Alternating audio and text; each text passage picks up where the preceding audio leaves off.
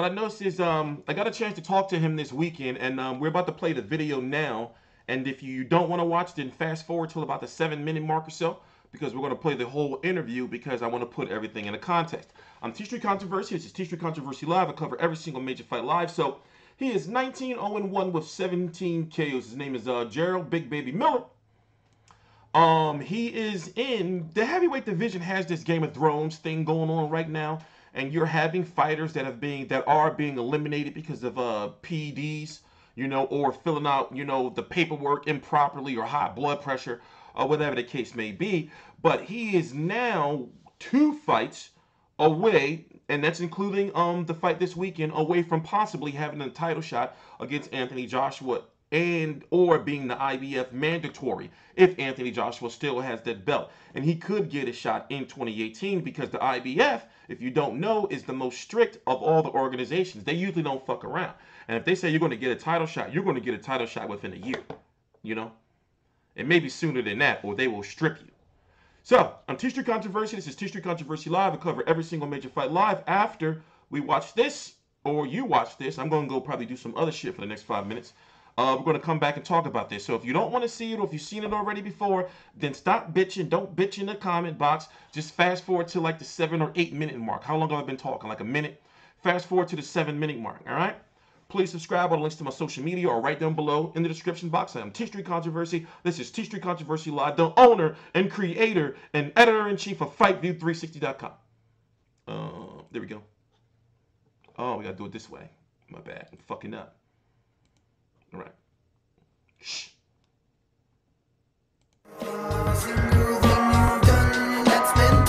Maybe Miller, Instagram, Twitter, Facebook, the website.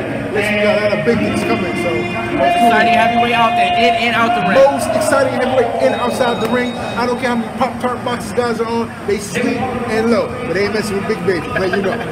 Yeah, we're gonna get a couple questions. Yeah, let's go. So what's going on? Now, where does this Mariusz Wach get you? Fight get you? It was supposed. What I heard from the promoter is WBA, WBO, IBF.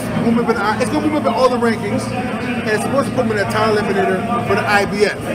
So just fight him, fight one more guy, and then I get AJ if he still has the belt. Okay, that's the plan that I was told. Takama, of course, fought, got robbed of finishing the fight. So I don't know who's next, but after I knock him out, I want AJ next. So is this Eddie Hearn's plan? That's Eddie Hearn's idea that he told me. Okay, so is Eddie Hearn your promoter? Can you confront? Can you talk about that? Oh yeah, well I'm my own promoter, number one. I'm Big Baby Promotions. I have a co-promotional deal with Salida Promotions, who's my partner, and we did a deal with Eddie Hearn and HBO. So that's what's going on right now. And we'll see. So do you feel as Eddie Hearn is the go-to promoter like right now? I think the reason why I'll play this. Don't trust nobody in boxing. Managers, promoters, TV, don't trust nobody in boxing. But if you get a positive energy from a person that I can work with, I'll deal with that. Eddie Hearn is fun. I actually like being around the guy. He's different. He thinks outside the box. Right? He crack jokes. You know. I like Eddie Hearn, so I cannot say like at this point. I wanna follow. I wanna listen. I wanna learn. I wanna see exactly what he has in store. At the same time, I'm gonna do my P's and Q's. I'm gonna do my research. I'm gonna do my homework. I'm gonna study my manuals. I'm gonna go through what I gotta go through, read and fine print on everything. But there's certain promoters right now that's doing big things than other promoters. And Eddie Hearn's one of the guys on the top shelf that's doing big things. So I have no problem working with him. But for any fighter, don't trust nobody. Period. You gotta do your own research. Yeah, but Eddie Hearn is a good guy that I've seen so far, and I like him, and he's funny as hell. Yeah, because it seems right now, like especially in interviews, that he's been trying to put you against AJ ahead of Deontay Wilder. Yeah. You know, so I mean, a lot of people are feeling that you may get the Anthony Joshua fight for Deontay Wilder, especially if you become the mandatory. So this Mariusz Wach fight is supposed to get you. Well, IBF is known to be very strict. Yeah. So if they say you're going to get a mandatory, then you're going to get a mandatory. Well, that wasn't for IBF. I was trying to promote it from Eddie Hearn. Takama was to be the mandatory shot for AJ, but Takama's out the way. So we don't know exactly where we're going to go after this fight. But the main thing is I know that I'm in the top 3 in the WBO, top 5 in the WBA. 7 or 6 in the IBF, and I think 7 in the WBC or something like that. You know, so after this fight, I think they'll definitely know where I'm at. You know, nobody really want to Wach. I know for a fact Wach would have definitely beat Dylan White for sure. Because Dylan White, he be slap boxing when he get in there. You watch, he slaps, throws for the sky, he misses punches, he's spinning around, his conditioning ain't that great. You know what I mean? So I can stop Dylan White on my worst day. And Derek Chisora just lost today. And he just sounded Eddie Hearn, trying to put him back on the mat. So why Derek Chisora and Dylan White too couldn't happen? It was too much of a dangerous fight for Dylan White. So we gonna knock Chisora off now. I mean, listen, man, it's politics. And like I said before, you gotta learn the game, you gotta learn the sport, you gotta learn people in the sport. And that's why another reason why I didn't want to see Little B-Hop and Titus fight. These are two kids I grew up around. And that fight didn't have to happen. Now we got two young Brooklyn prospects. One knocked the other one now, taking a step back now. You know, bumping his career. You know what I mean? They didn't have to happen yet. You know, for 8 round of fight for some chump change money. You know what I mean? So like I said, man, this is boxing, but you gotta be smart. Sometimes we can't make some of these promoters put batteries in your back. You gotta do for you. Okay, one more question. What's your assessment? One more question. What's your assessment of Anthony Joshua as a fighter? Now, it seems that a lot of people are on the fence because they say, okay, well, he did get Klitschko, and it was one of the greatest heavyweight fights of all time, but yet it was an older Klitschko who was coming off of the layoff. Okay, check this out. Look at all the old fights. From Larry Holmes, Mike Tyson, Riddick Bowe, Holyfield, Lennox Lewis. Those guys go to the body. You know what I mean? That was a headhunter fight. And the only reason why Vladimir, to me, lost that fight was because his brother told him to take his foot off the gas a little bit, and he let AJ chill for 3 rounds. 3 rounds. AJ quit. He was done. He was out. He was breathing, gasping for air. Facts. So how? Facts. I've never seen Vladimir take the foot off the gas like that. AJ got a lucky break. Excel him to the next level. It is what it is. It happened. But me, the minute he hurt, he's out of there. Point blank, period. You know what I mean? Like I said, you know, he's 100 million in Vladimir Klitschko. The hunger's not going to beat it like it used to be. It is what it is. But young guys like me who's eating tuna fish out the kids some days, I'm going to break his neck. Now, AJ know that. He can talk about that. He can be the good boy boxer. He's England's superhero. I'm Brooklyn's villain. Remember that. You confident you'll get the fight in 2018? I hope so. I'm definitely going to tell a shot in 2018. For sure. It's going to happen. But who? I don't know. All right. You know how you sanction the bodies be, man. All right, thanks, sir. No problem. All right. Let's go look at this. So, his first big major fight, even though it wasn't a big fight, I guess, you know, depends on how you look at it, was against this guy, Fred Cossie. Now, Fred Cossie had got let me do it this way. Fred Cossie had got a push for his draw against Chris Arreola. The year before, he was the knockout of the year against Amir Mansour. But as you can see, he fought with Dominic Breazeale, Huey Fury, and then went on to fight Jarrell Miller. All these guys couldn't stop him, but Jarrell Big Baby Miller did, right? He's now fighting 2 miles out of it.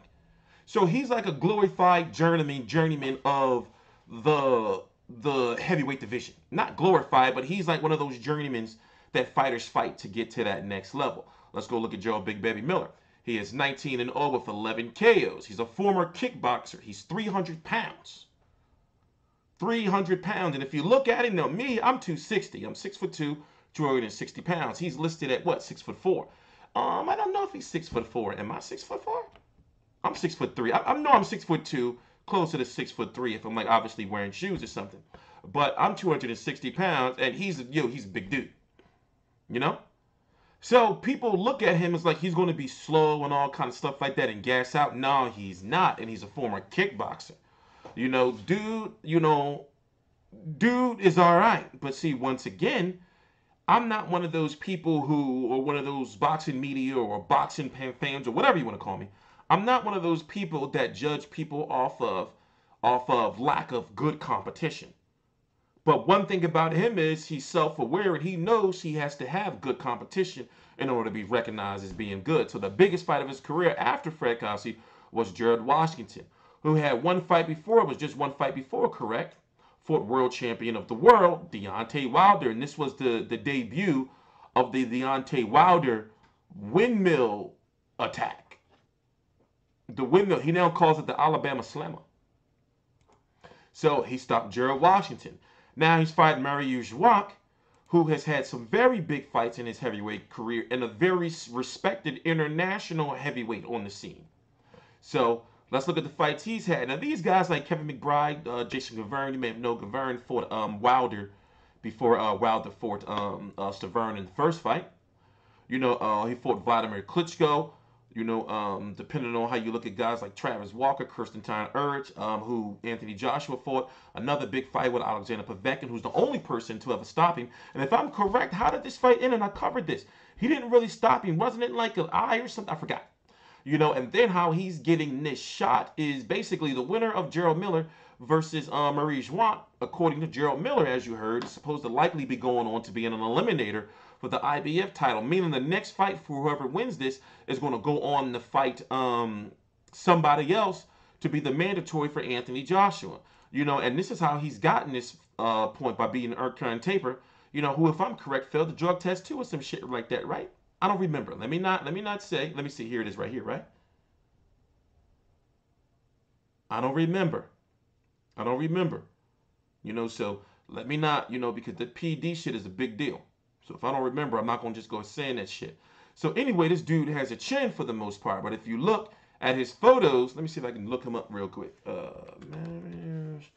He really does have, like, no bullshit, a chin. See what I'm saying? Shit's crazy, right? That's no disrespect. You know? So you would think it would be kind of hard to knock. Look at this shit.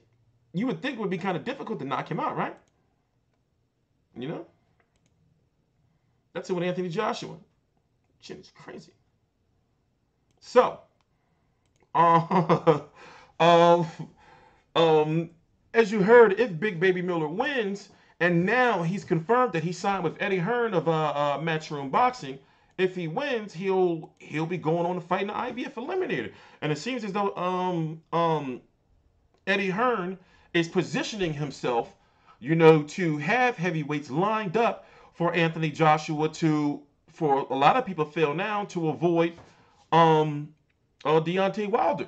So if you really would have asked me, I would think that, you know, Jarrell Miller could probably get a title shot before or get a shot at Anthony Joshua before Deontay Wilder.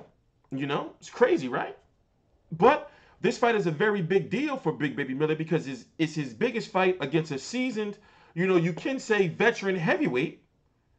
And depending on how he looks, is going to really, is going to really, you know, advance his name in the heavyweight division if he wants to get Anthony Joshua. You see what I'm saying? Especially since this is the initial card for Matchroom USA. And he is the American-signed Matchroom USA fighter. So he needs to look good. And truth be told, I'm looking forward to the fight for so many reasons. Anyway, I'm TstreeT Controversy. This is TstreeT Controversy Live. I cover every single major fight live. All the links to my social media are right down below in the description box. And I am really hyped for this fight. But first, what I'm going to do is I got to get some rest so we can have a nice, productive week. TstreeT Controversy, TstreeT Controversy Live.